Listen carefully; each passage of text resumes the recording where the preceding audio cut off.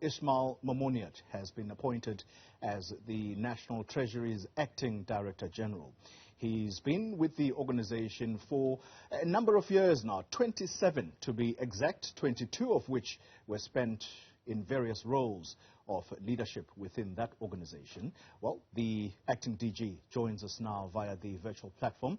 Acting DG, thank you very much for your time. I know your insistence of wanting me to call you Momo. We're not going to do that. This is important, DG.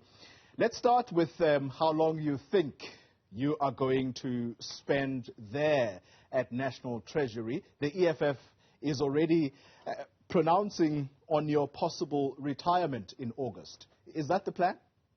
Hi, Curly. Yes, no thanks. And you can call me by my nickname, but if you do whatever you want.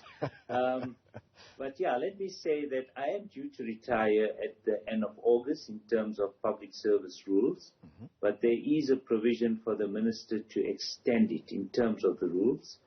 And the minister has requested me to stay further and to assist in certain projects.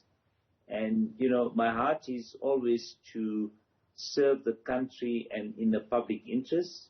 And I will do so gladly for as long as the minister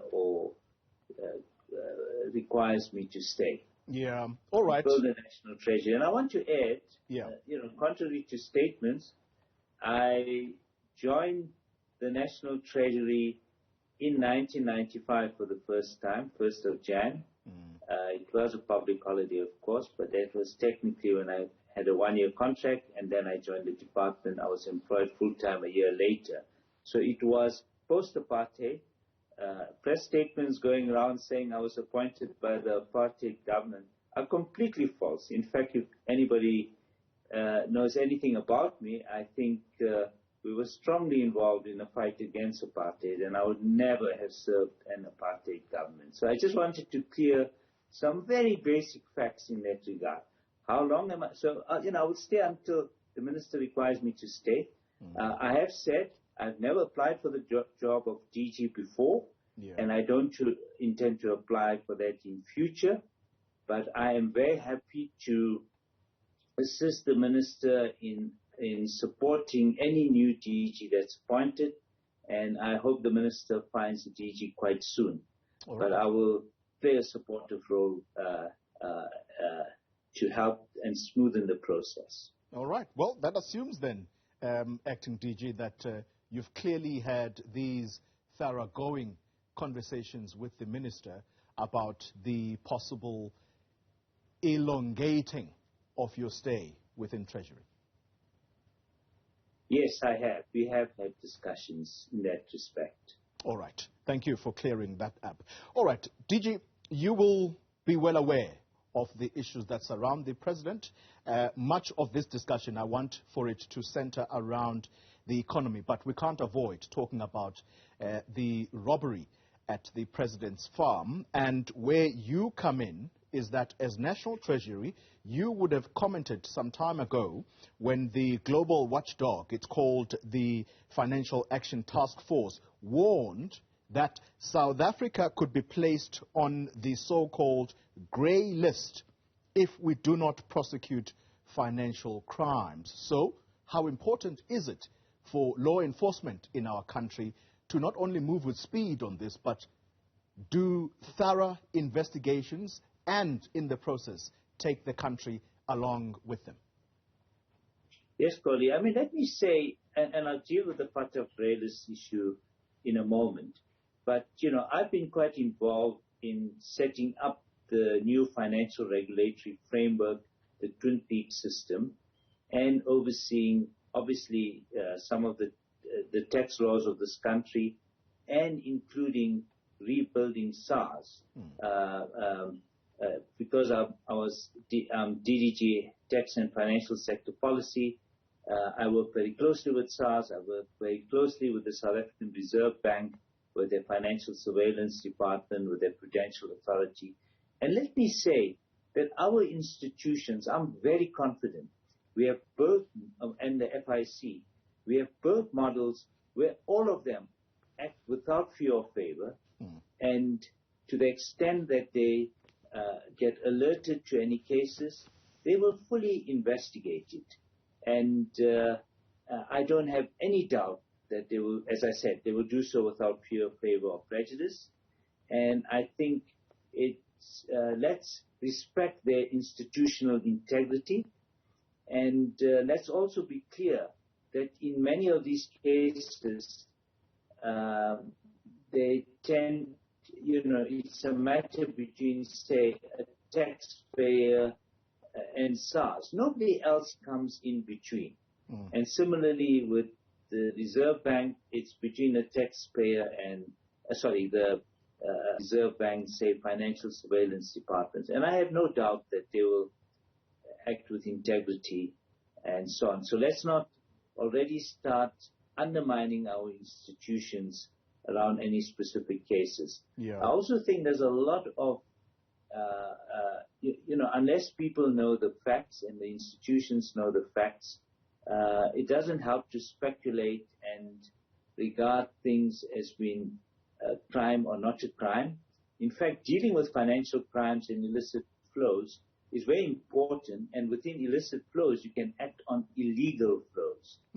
And what we've said, even in the budget, and you look at previous budgets, we've got all our entities working, not just to deal with what FATF wants us to deal with, anti-money laundering and terror financing, but in effect, we are broadening it to say we need to improve our capability to deal with financial crimes. So you've had Steinhoff, you've had Tongad, you've had VBS. We must act against all of those without fear or favor. It doesn't matter who you are in a country. If you transgress the law, our institutions will act, certainly on the financial sector side, the institutions that I've worked with closely, and I have 100% confidence in them. But when I said that when dealing with FATF, we got a poor mutual evaluation, that's a peer review they carried out in 2019, 2020. And the reason for that was largely because we were crippled during state capture. Our institutions were weakened.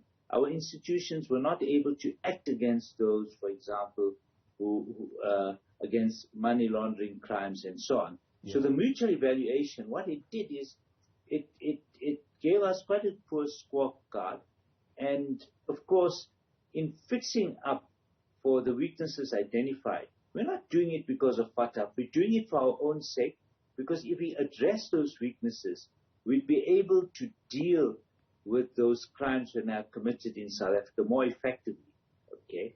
So what's now been done is that we're doing everything it takes to make sure that we will not get onto the grey list. There's a number of steps we're taking. Firstly, there's the 40 standards or FATF recommendations, where the FATF refers to it as technical compliance. We fail on 20 out of those 40, and those will be easily remedied because we'll be bringing a bill to Parliament, and hopefully by October we'll be able to address those 20 out of those 40 recommendations through the legal process. The tougher issue is the 11 immediate outcomes, where we need to prove that we are effective, that firstly we're dealing with what's called beneficial ownership, we're dealing with investigations, we're dealing with terror financing.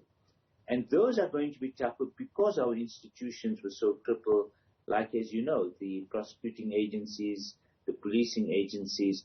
So we are in a process of fixing them all up. And I'm quite confident that, we are going to give it our all. And we have till February to demonstrate that we made significant progress, and we will do everything it takes to make sure we don't get onto the grey list. It's going to be tough, make no mistake, but if we do achieve that, I think it will be a huge step forward in our struggle to deal with financial crimes. All right.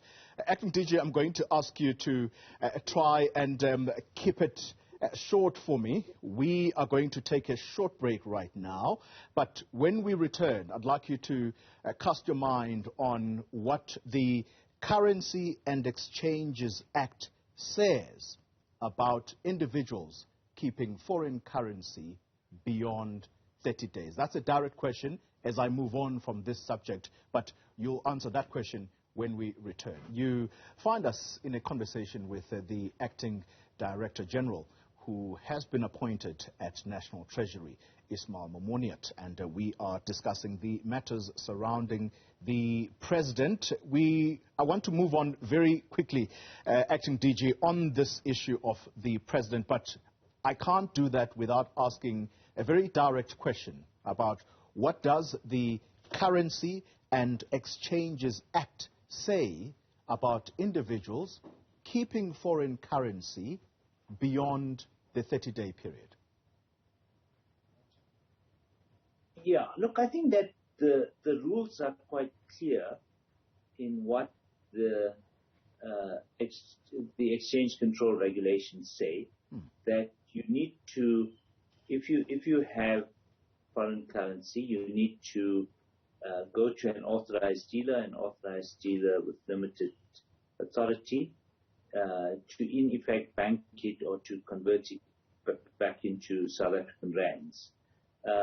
There are provisions and timelines, and I think that certainly for the tourism industry and certain industries, there may be specific requirements which I'm which I can't outline here, but I think the law is pretty clear. All right.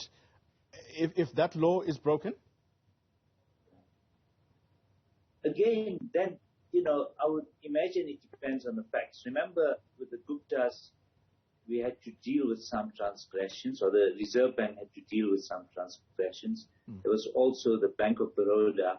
In fact, the frustration we had at that time is that many of these issues are dealt with administratively rather than in terms of a criminal procedures. So, it depends on the facts. It's up to the regulatory institutions to decide what path to go and, what has actually happened. I think speculation that, for example, that it's money laundering and so on, those are very specific issues. There's a predicate crime. It's how you source those funds and so on. So I don't want to get into the facts of, obviously, the current matter around the President. I'm just outlining what the procedures are, and that generally our institutions I would expect them that they would go into any matter, they would look at the facts, and depending on the facts, decide on what course of action to take. And that action is, in most cases in the past, has tended to be administrative action. But there have been cases of criminal convictions, but of related charges that arise, of fraud or other types of crimes that may have been committed. Yeah. All right. Acting DG, let's now move on and talk about the IMF staff that were in the country recently, and they have made some very interesting comments around Eskom, and that is to say, I quote here, downsize Eskom's balance sheet and restore its commercial sustainability. The interpretation there is that the Eskom debt possibly could be taken over by National Treasury. Is that something that could potentially be announced by the Minister of Finance in his medium-term budget in October? Yeah, look, I don't want to deal with the area of the issue of Eskom debt. And I think that and if you followed what the Minister of Finance has been saying, we clearly recognize that we have an electricity problem in South Africa. He's gone out of his way to say not an Eskom problem only, okay? Eskom is obviously part of that problem, but we need to get a sufficient supply of electricity back into South Africa. If we look at load shedding and so on, it's enormously disruptive, has an impact on growth and so on. And so getting our institutions, like Eskom and Transnet to work, because there were also concerns about Transnet and its ability to obviously ensure that our trains can manage the exports that we want to take to Richards Bay and so on. Those constraints are very binding constraints on the economy as a whole, and clearly in our interest to get them resolved. How and what, I think, are the tough issues that need to be dealt with, but they need to be dealt with quite speedily. Well, I'm going to end on the Eskom issue because the U.S. Treasury has also been commenting around Eskom specifically, acting DG, and you would know this, but they are raising specific concern around any new capacity that South Africa will follow in terms of using coal. And it's quite clear what they are saying, and that is that you cannot add any more new coal capacity if you want us to help fund your transition to a low-carbon economy. How clear, how soon should the policy be around this matter of whether or not South Africa continues to pursue coal? I think that, there's not just a U.S. Treasury matter. I think that South Africa itself is committed to putting in place steps to reduce the impact of climate change, both preventative and adaptive. And in this regard, we've got to bring down our emissions, our fossil emissions. And I think if we just make a business decision, it's very clear what the cheapest source of energy are.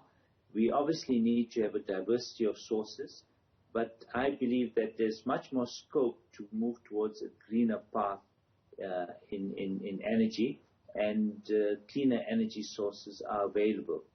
Obviously, there's issues of, as I said, of diversity of sources, but any path with regard to coal is going to face many challenges, even if someone wanted to proceed. For example, even who's going to fund it? Because even financial institutions and investors are watching South Africa's dependency, or not just South Africa, any country's dependency on fossil fuels, and whether you have a credible path to reduce our dependency on such fossil fuels. Ismail Momoniat, let me thank you very much for your time that you have granted us here this morning.